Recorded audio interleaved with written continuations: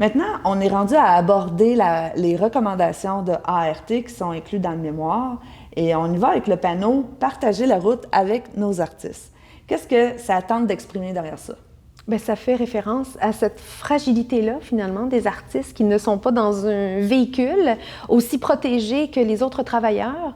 Donc, c'est donc la nécessité d'encadrer et de protéger ce statut-là d'artiste, d'encadrer les relations de travail pour vraiment permettre d'améliorer les conditions socio-économiques des artistes.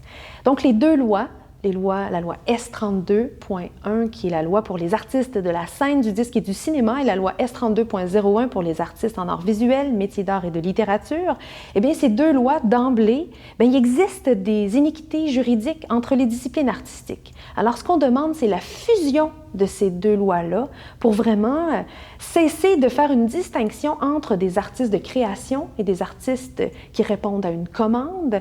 Ils ne possèdent même pas le même pouvoir de négociation quand vient le temps de négocier leurs ententes collectives. Donc, d'emblée, ce qu'on demande, c'est une loi pour tous.